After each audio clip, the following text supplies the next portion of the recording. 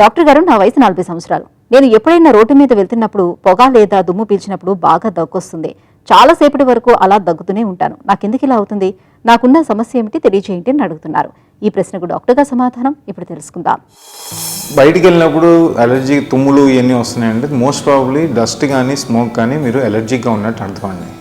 So ఈ allergy ఉన్న వాళ్ళు ఏంటంటే ఏ పదార్థం అయితే మనకు పడదో అది డస్ట్ అవ్వచ్చు, దుమ్ము అవ్వచ్చు, కారు పొగ అవ్వచ్చు, వెహికల్స్ పొగ అవ్వచ్చు, లేకపోతే తినే పదార్థాలు.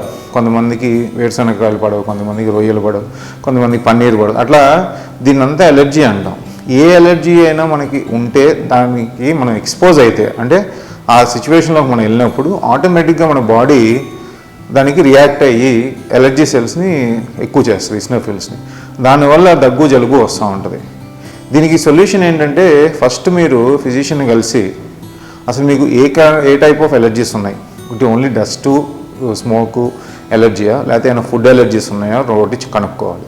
ఈ ఎలర్జీస్ వల్ల మీకు అప్పర్ రెస్పిరేటరీ ట్రాక్ట్ అంటే ముక్కు భాగము, సైనసెస్ భాగము, దాంట్లో ఇన్ఫ్లమేషన్ ఉందా, దాంట్లో ఇన్ఫెక్షన్ ఉందా అని చూసుకోవాలి. అలాగే లోవర్ రెస్పిరేటరీ ట్రాక్ట్ అంటే ఊపిరితిత్తుల్లో ఏదన్నా ఎలర్జీ వల్ల చేంజెస్ వస్తున్నాయా, బ్రాంకోవాస్కులర్ మార్కింగ్స్ మారటం కానీ, ఆస్మా లాంటి సిమ్టమ్స్ కానీ ఉన్నాయా అనేది మనం ఫస్ట్ ఎవాల్యుయేట్ చేసుకోవాలి. ఎవాల్యుయేట్ చేసుకుని 2-3 ఫస్ట్ బ్లడ్ ఎవాల్యుయేషన్ అంటే మీకు ఏమి ఎలర్జీస్ ఉన్నాయని బ్లడ్లో చెక్ చేయొచ్చు. ఏదైతే మనకి upper respiratory tract, lower respiratory tract మనకి తుమ్ములు దగ్గు కాజ్ చేస్తున్నాయో దాంట్లో ఉన్న చేంజెస్ ఉన్నాయని చూసుకోవాలి. ఈ రెండు మనం చూసినప్పుడు మనం ఒక అవగాహనకు వస్తాం ఈ కారణం ఏంటి అనేదానికి. ఆ కారణం తెలిసినప్పుడు ఫస్ట్ దాన్ని అవాయిడ్ చేయటం ముఖ్యం. కొన్నిసార్లు మనం రోడ్డు మీద నడవకుండా ఉండాలంటే కుదరదు. సో అట్లాంటప్పుడు తగిన మాస్క్ పెట్టుకుని వెళ్తే ఆ ఎన్విరాన్మెంట్కి మనకి ఎలర్జీ రాకుండా ఉంటుంది. సో ఇంకొకటి మనకి చిన్న చిన్న ఎలర్జీస్ ఉంటే పర్సిస్టెంట్గా డీసెన్సిటైజేషన్ అంటే ఫర్ ఎగ్జాంపుల్ నాకు పాలకి ఎలర్జీ ఉంది.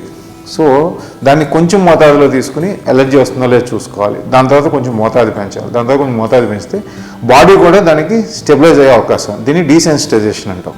అది కూడా అవసరం ఉంటే డాక్టర్ పర్యవేక్షణలు చేసుకుంటే మీరు ఎలర్జీ బాధల నుంచి మనం తప్పించుకోగలుగుతాం.